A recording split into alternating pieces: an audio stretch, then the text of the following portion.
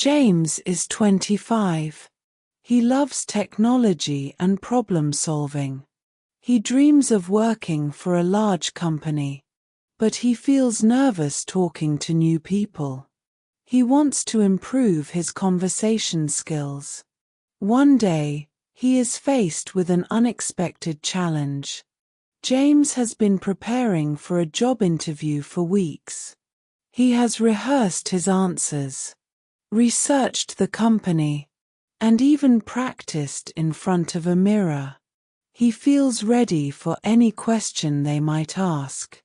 But what he didn't expect was an informal conversation before the actual interview.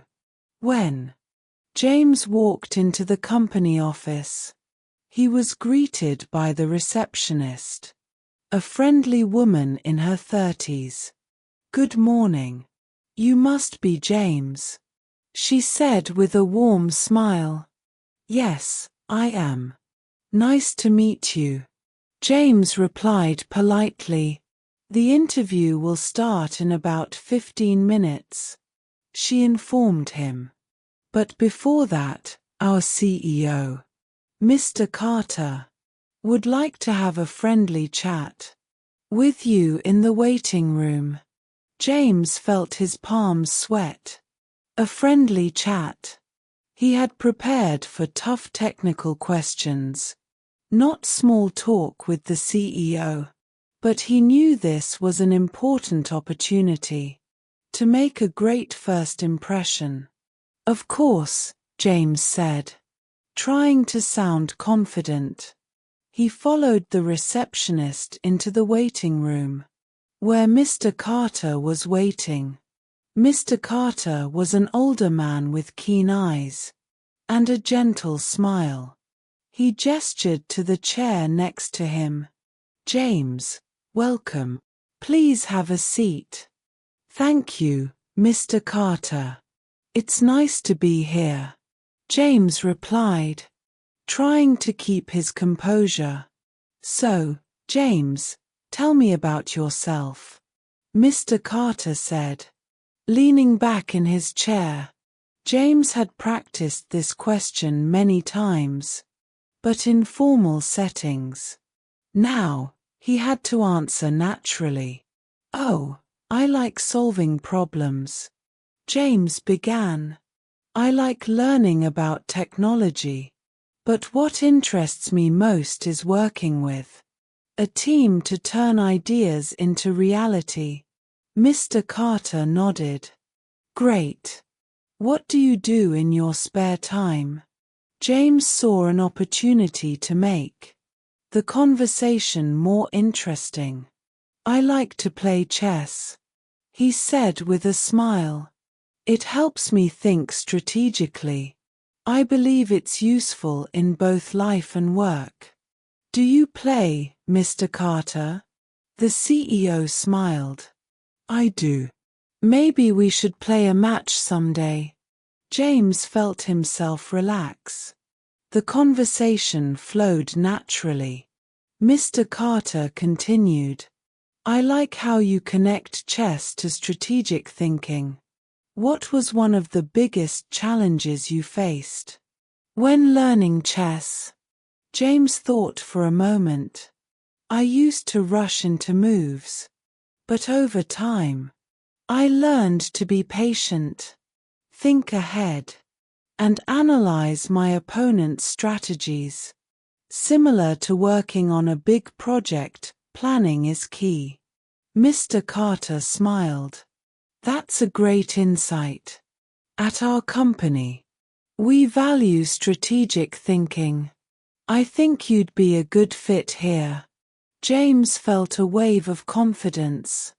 He realized that this casual conversation, after his interview experience, James realized that small talk was just the beginning.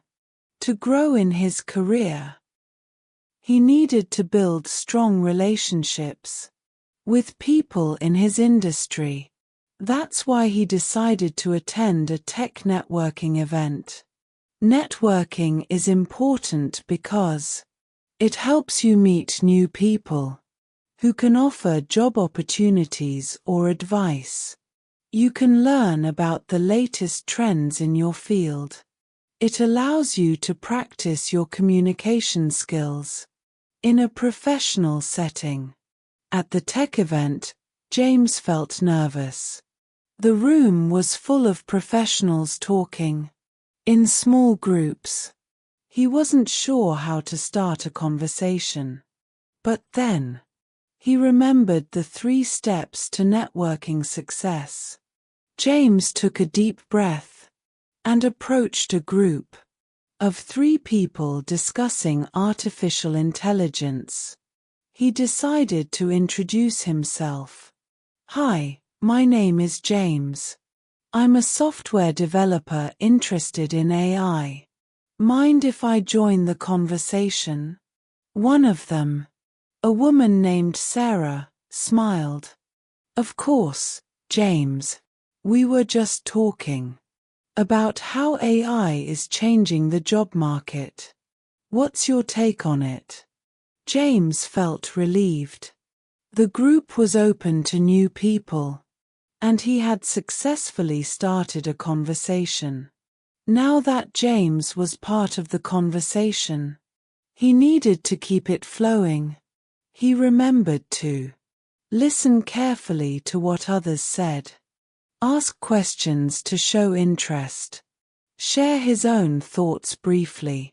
Sarah continued, "I think AI will automate some jobs, but it will also create new ones. What do you think?"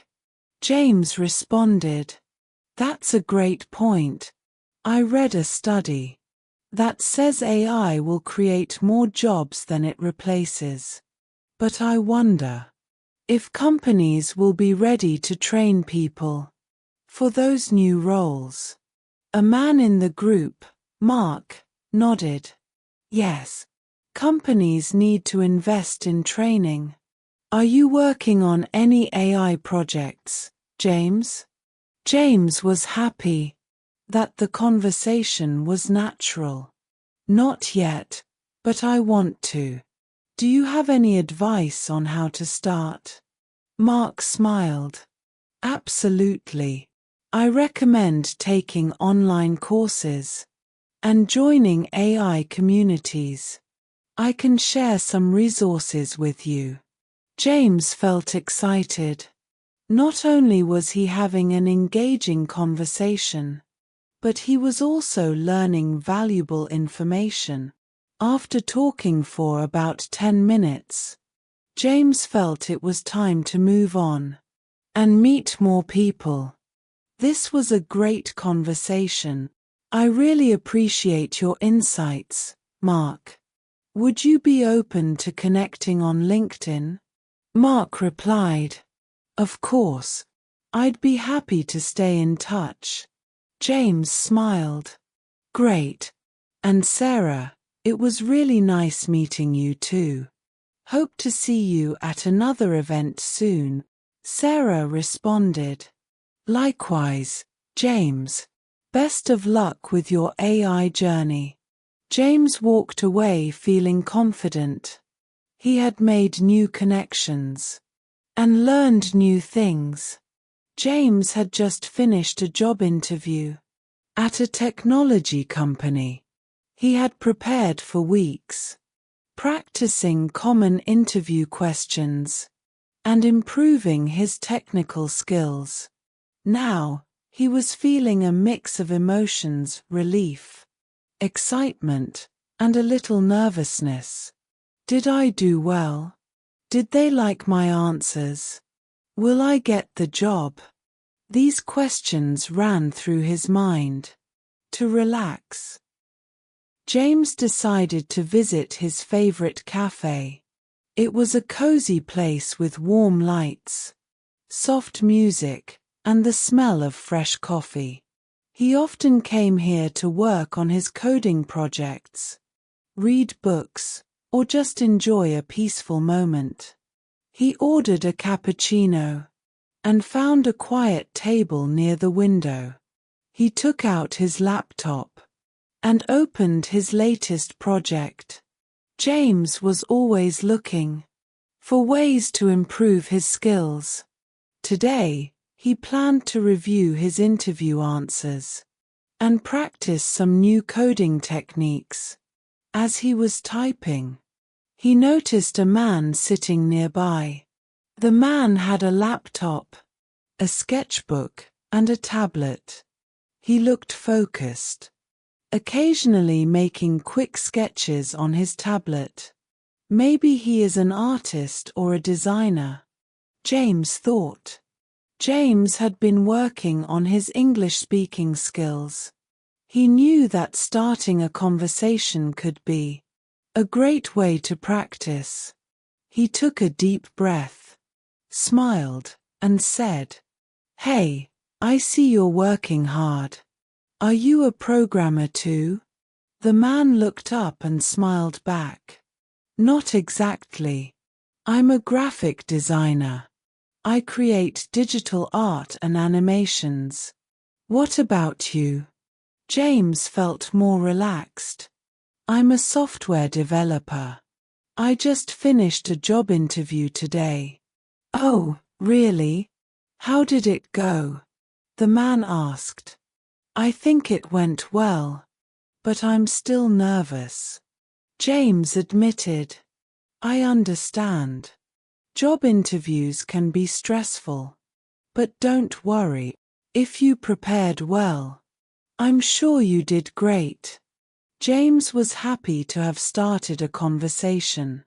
He wanted to keep it going. "By the way, your job sounds interesting. I've always wanted to learn about digital art." The man's eyes lit up. "That's cool.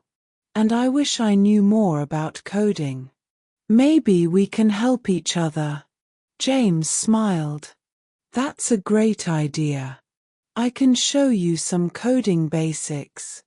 And you can teach me about design." They continued talking for a while. The cafe was a nice place to work and meet people. After some time, the man said, "Hey, I need to go soon. But I'd love to continue this conversation. Do you want to exchange contacts?" James nodded. "Yeah, that sounds great." They exchanged phone numbers and planned to meet again. James felt happy. Not only had he practiced English, but he had also made a new friend. As he sipped his coffee, he thought, speaking English is not just about words. It's about connecting with people. James left the cafe feeling more confident. His conversation had gone well, and he realized how important it was to practice English in real situations. A few days later, James received a message from his new friend, the designer. They planned to meet again at the cafe, but this time, they would bring their work and share their knowledge. James decided to prepare a simple coding lesson. He thought, if I can teach someone in English, my communication skills will improve even more. James learned an important lesson. English is best learned through real conversations. By speaking with new people, he felt more confident. He also realized that making friends could be easy if you take the first step. Next time, James will practice handling difficult conversations in English. Stay tuned.